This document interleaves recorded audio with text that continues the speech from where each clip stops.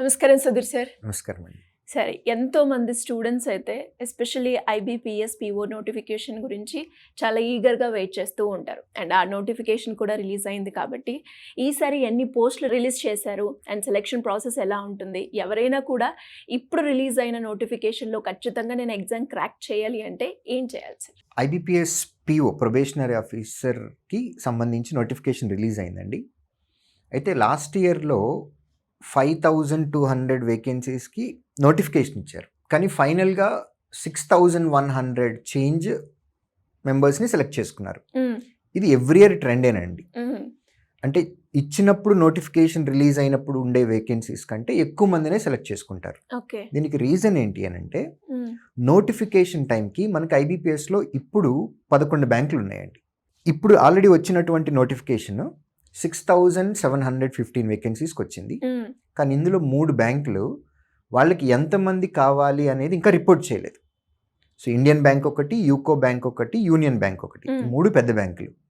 కాబట్టి 6700 నోటిఫికేషన్స్ అనేవి, వేకెన్సీస్ అనేవి మిగిలిన 8 బ్యాంకులు తీసుకోబోయేవి. ఇప్పుడు ఈ 3 బ్యాంకులు ఈ గ్యాప్ ఉంది కాబట్టి ఈ గ్యాప్లో వాళ్ళకి ఎంతమంది కావాలి అనేది చెప్తారు. సో మేము చూస్తున్నటువంటి ట్రెండ్ని బట్టి లాస్ట్ 5 years నుంచి ఇప్పుడు వచ్చిన నోటిఫికేషన్ ద్వారా 9000 మంది వరకు తీసుకోవటానికి ఛాన్స్ ఉంది. సో ప్రిపేర్ అయ్యే స్టూడెంట్స్ 9000 వేకెన్సీస్కి నోటిఫికేషన్ అని మైండ్లో పెట్టుకొని ప్రిపేర్ అయితే బెస్ట్.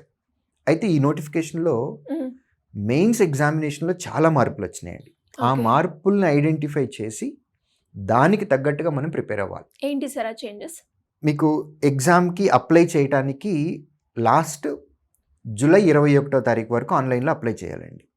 ఎగ్జామినేషన్ ప్రాసెస్ చెప్తాను. ఫస్ట్ ఆన్లైన్లో అప్లికేషన్ ఫిల్ చేయాలి. చాలా కేర్ఫుల్గా డీటెయిల్స్ అనేవి కరెక్ట్గా ఎంటర్ చేయాలి. జూలై 21వ తారీఖు లాస్ట్ డేట్ అండి. మనకి ప్రిలిమినరీ ఎగ్జాము, తర్వాత మెయిన్స్ ఎగ్జాము, తర్వాత పర్సనాలిటీ టెస్ట్ ఒకటి, తర్వాత పర్సనల్ ఇంటర్వ్యూ ఒకటి, మొత్తం 4 ఫేజులు. First phase preliminary exam August 22, 23 ఈ 2 తారీఖుల్లో ఇండియా మొత్తం ఎగ్జామ్ పెట్టేస్తారు 2 daysలో. ప్రిలిమినరీ ఎగ్జామ్లో ఇంతకు ముందుకి ఇప్పటికీ చేంజెస్ ఏమీ లేవండి. 100 క్వశ్చన్స్ ఉంటాయి, 100 మార్క్స్, 1 hour టైం. అంటే 60 నిమిషాల్లో 100 క్వశ్చన్లు చేయటం అంటే క్వశ్చన్కి నాట్ ఈవెన్ 40 seconds. ఈ 40 secondsలోనే క్వశ్చన్ చదవాలి, అర్థం చేసుకోవాలి, ఆన్సర్ పెట్టాలి, ఆన్సర్ మార్కింగ్ చేసి సేవ్ అండ్ నెక్స్ట్ కూడా కొట్టాలి. సో ఇది స్పీడ్ టెస్ట్, ఎఫిషియన్సీని టెస్ట్ చేస్తున్నారు అనమాట. మనం ఎంత స్పీడ్గా చేస్తాము అనేది. ప్రిలిమినరీ ఎగ్జామ్లో క్వాలిఫై అయిన వారికి మెయిన్స్ ఎగ్జామ్ పెడతారు. ఈ మెయిన్స్ ఎగ్జామ్లో ఇప్పుడు భారీ చేంజెస్ వచ్చాయి, డిస్కస్ చేస్తాను. మెయిన్స్ ఎగ్జామ్ కూడా క్వాలిఫైయింగ్ మార్కులు వచ్చిన వాళ్ళకి పర్సనాలిటీ టెస్ట్ అని ఉంటుందండి. మన బిహేవియర్ ఎలా ఉంటుంది ఇదంతా అనలైజ్ చేస్తారు. అది అయిపోయిన తర్వాత పర్సనల్ ఇంటర్వ్యూ ఉంటుంది. ఫైనల్గా మనకి మెయిన్స్లో వచ్చిన మార్కుల్ని, పర్సనల్ ఇంటర్వ్యూలో వచ్చిన మార్కుల్ని రెండింటిని కలిపి కాంబినేషన్ తీసుకొని మెరిట్ మార్క్స్ అనేది డిసైడ్ చేస్తారు. సో మెయిన్స్ ఎగ్జామ్ అనేది అక్టోబర్ 4వ తారీఖు పెడుతున్నారు. నవంబర్, డిసెంబర్లో పర్సనల్ ఇంటర్వ్యూ పెడతారు. ఏదైనా సరే 2026 డిసెంబర్ లోపు ప్రాసెస్ మొత్తం అయిపోతుంది. సో 2027లో మనకి దీని యొక్క ఫైనల్ రిజల్ట్ వస్తుంది. We are expecting 9000 vacancies. సో ఇప్పుడు ఈ నోటిఫికేషన్లో వచ్చినటువంటి చేంజెస్ గురించి చెప్తే మొత్తం 200 మార్క్స్ ఉంటుందండి. మెయిన్స్ ఎగ్జామ్ అనేది 160 నిమిషాల టైం, 2 గంటల 40 నిమిషాల టైం ఇస్తారు. 200 మార్కులకు జరిగే ఎగ్జామ్లో గతంలో జరిగినటువంటి పీఓ మెయిన్స్ ఎగ్జామ్లో 145 క్వశ్చన్స్ మాత్రమే ఉండేవి. 4 సెక్షన్లు ఉంటాయి: reasoning, arithmetic, general awareness, general English. ఈ 4 సెక్షన్స్లో కలిపి 145 క్వశ్చన్స్ ఉండేవి. ఇప్పుడు అవి 170 క్వశ్చన్స్ చేశారు. నంబర్ ఆఫ్ క్వశ్చన్స్ పెరిగినాయి, బట్ మార్కులు మాత్రం పెరగల. 200 మార్కులకే పెట్టారు. టైం కూడా పెంచలేదు. సో 160 నిమిషాలలో ఇంతకుముందు 145 క్వశ్చన్లు సాల్వ్ చేయాలి. ఇప్పుడు అదే 160 నిమిషాలలో 170 క్వశ్చన్లు సాల్వ్ చేయాలి. సో ఇక్కడ లెవెల్ పెరిగింది. అంటే మనం ఇక్కడ కూడా కొంచెం స్పీడప్ చేయాలి. రెండోది major change, out of 170 క్వశ్చన్స్లో 50 questions general awareness వస్తున్నాయండి. 50 క్వశ్చన్స్కి 60 మార్క్స్ ఇచ్చారు. Out of 170 questions quantitative aptitude నుంచి 40 క్వశ్చన్స్ వస్తున్నాయి, 60 మార్క్స్. 40 క్వశ్చన్లకి 60 మార్కులు ఇచ్చారు. సో ఈచ్ క్వశ్చన్కి 1.5 మార్క్ ఉండొచ్చు, లేదా ఒక క్వశ్చన్కి 2 మార్క్స్కి ఇచ్చి కొన్ని సెట్లు ఇవ్వచ్చు.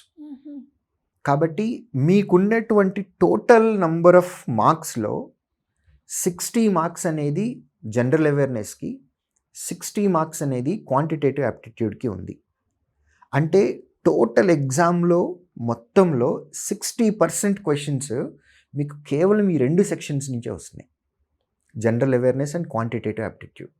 యూజువల్గా మనకి తెలుగు స్టూడెంట్స్కి, అది ఏపీ అవ్వచ్చు లేదా తెలంగాణ అవ్వచ్చు, వారికి భయం ఏంటి అని అంటే ఇంగ్లీష్.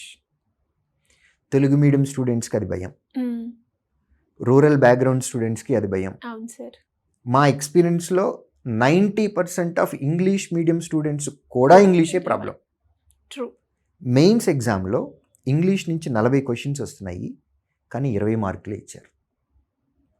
అంటే టోటల్ 200 మార్క్స్లో కేవలం 10% మాత్రమే ఇంగ్లీష్కి ఇచ్చారు. సో ఇది నిజంగా ఇంగ్లీష్ మీద కమాండ్ లేనటువంటి స్టూడెంట్స్కి ఇది నిజంగా ఒక వరం. చాలామంది కట్ ఆఫ్ మార్క్ వరకు మాకు రాకపోతే ఇంగ్లీష్లో మరి మాకు ప్రాబ్లం అవుతుంది కదా అనే క్వశ్చన్స్ మేము ఈ లాస్ట్ 2 డేస్లో ఎక్కువ వింటూ ఉన్నాం మా దగ్గర.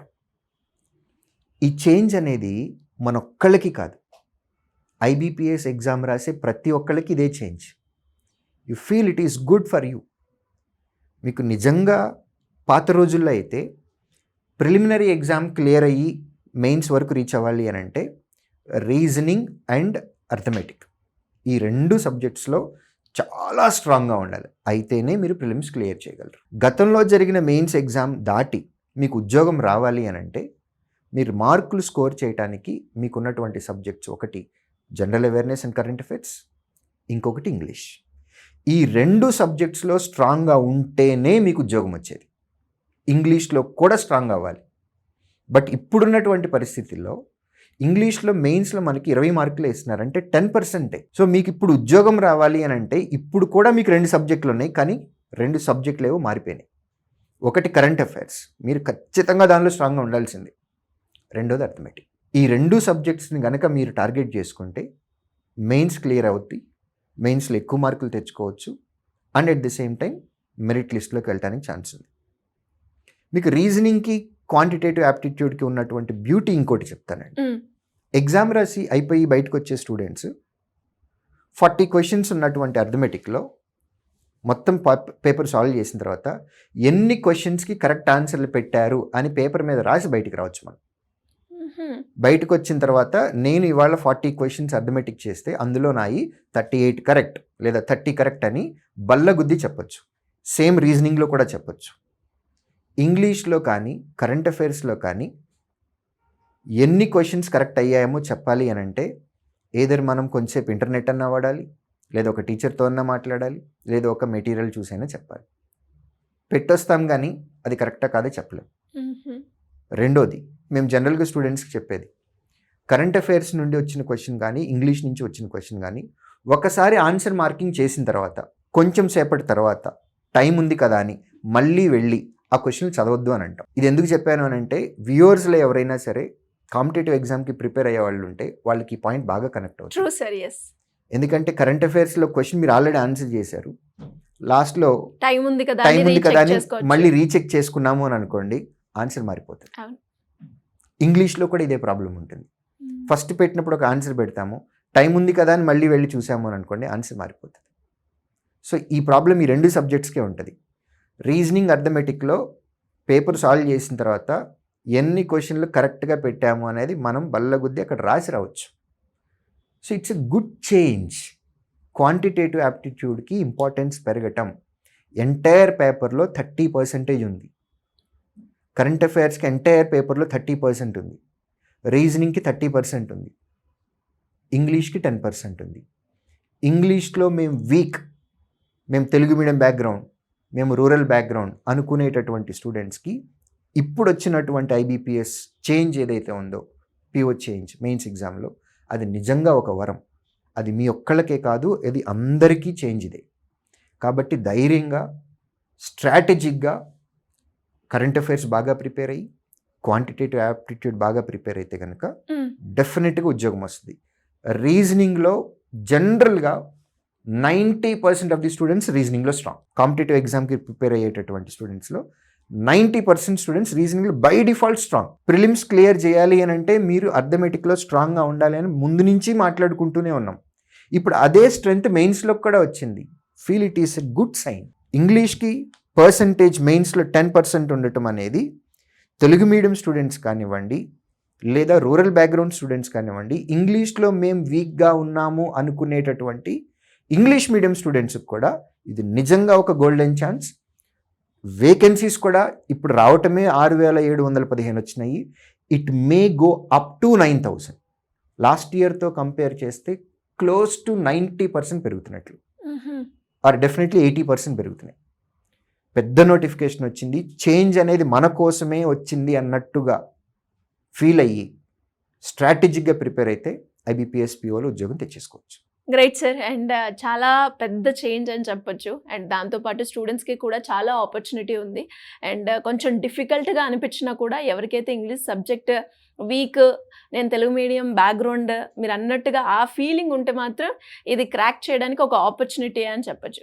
ఇంకెవరికైనా కూడా ఎలాంటి ఇన్ఫర్మేషన్ కావాలి అన్న కూడా మిమ్మల్ని అప్రోచ్ అవ్వాలి అంటే ఎలా ఉంటుంది సార్?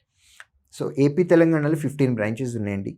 ఎక్కడికైనా సరే ఆఫ్లైన్ సెంటర్స్కి ఫిజికల్గా వెళ్ళి మాట్లాడచ్చు మా టీమ్ తోటి, లేదు అంటే స్క్రీన్ పైన కనపడుతున్న ఈ నెంబర్కి కాల్ చేయొచ్చు. Thank you sir. Thank you so much. Thank you.